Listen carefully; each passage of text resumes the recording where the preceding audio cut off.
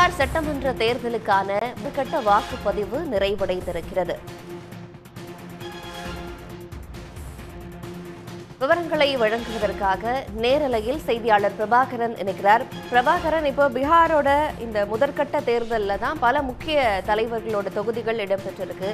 வாக்குப்பதிவு சுமூகமாக நிறைவு பெற்றிருக்கா?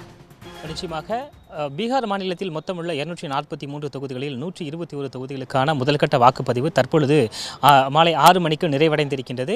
இந்த முதல்கட்ட தேர்தலில் சுமார் 3,75,30,000 வாக்காளர்கள் வாக்களிக்க தகுதி பெற்றிருந்தார்கள். காலை 7 மணி முதலாக வாக்குப்பதிவு அனைத்து இடங்களிலும் தொடங்கியது.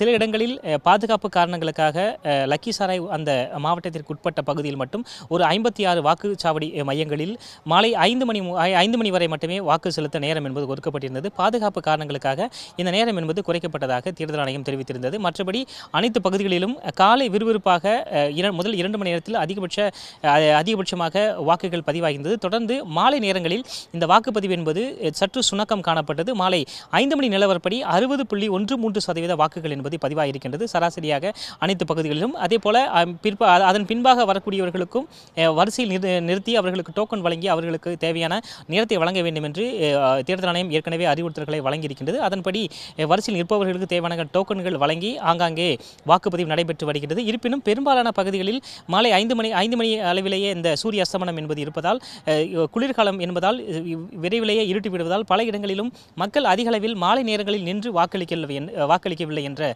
தகவல் மட்டுமே கிடைக்கின்றது. பெரும்பாலான இடங்களில் வாக்குப்பதிவு முடிந்திருக்கின்றது. தற்பொழுது இவிஎம் மெஷின் மற்றும் விவிபேட் எந்திரங்கள் வாக்குச்சாவடி முகவர்கள் முன்னிலையில் சீல் செய்யப்பட்டு அதற்கான அந்த வாக்கு எண்ணிக்கை மையத்திற்கு கொண்டு செல்லக்கூடிய பணி என்பது தொடங்க இருக்கின்றது. பெரும்பாலான பகுதிகளில் இந்த வாக்கு எண்ணிக்கை என்பது வாக்குப்பதிவு என்பது முடிந்திருக்கின்றது.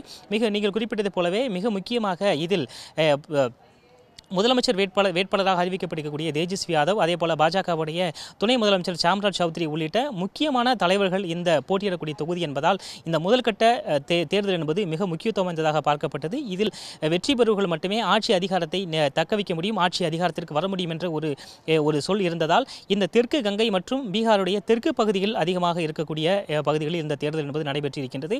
இது முக்கியத்துவம் வாய்ந்ததாக பார்க்கப்படுகின்றது. பீகாருடைய அதிகாரத்தை கைப்பற்றுவதில் முக்கியத்துவம் வாய்ந்ததாக இந்த முதற்கட்ட தேர்தல் இருக்கும் என்று எதிர்பார்க்கப்படுகின்றது.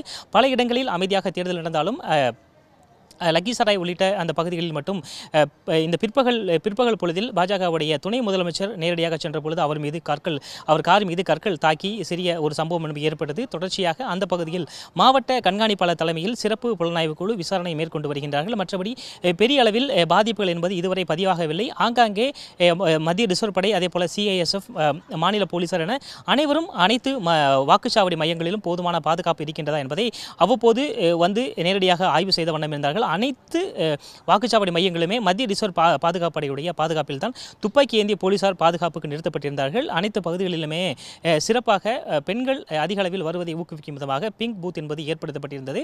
ஒரு 4-5க்கும் மேற்பட்ட வாக்குப்பதிவு மையங்கள் இருக்கக்கூடிய பகுதிகளில் ஒரு ஹெல்ப் டெஸ்க் என்று ஒரு கேம்ப் போடப்பட்டு வரக்கூடியவர்களுக்கு சரியான வாக்குப்பதிவு மையங்களுக்கு அனுப்பக்கூடிய பணியும் நடைபெற்றிருந்தது. அனைத்து வாக்குப்பதிவு மையங்களுமே ஒரு மத்திய ரிசர்வ் பாதுகாப்பு படையுடைய பாதுகாப்புடன் தான், துப்பாக்கி ஏந்திய போலீசாருடைய பாதுகாப்புடன் தான் வாக்குப்பதிவு என்பது நடைபெற்றது. பெரும்பாலான இடங்களில் வாக்குப்பதிவு முடிந்து தற்பொழுது இவிஎம் மெஷின் மற்றும் விவிபேட் எந்திரங்கள் சீல் செய்யப்பட்டு வாக்கு எண்ணிக்கை மையத்திற்கு கொண்டு செல்லக்கூடிய பணி என்பது தற்பொழுது நடைபெற்று வருகிறது. களத்திலிருந்து விவரங்களை வழங்குமைக்கு நன்றி பிரபாகரன். உடனுக்குடன் செய்திகளை தெரிந்து கொள்ள சன் நியூஸ் பெல் ஐகானை கிளிக் பண்ணுங்க.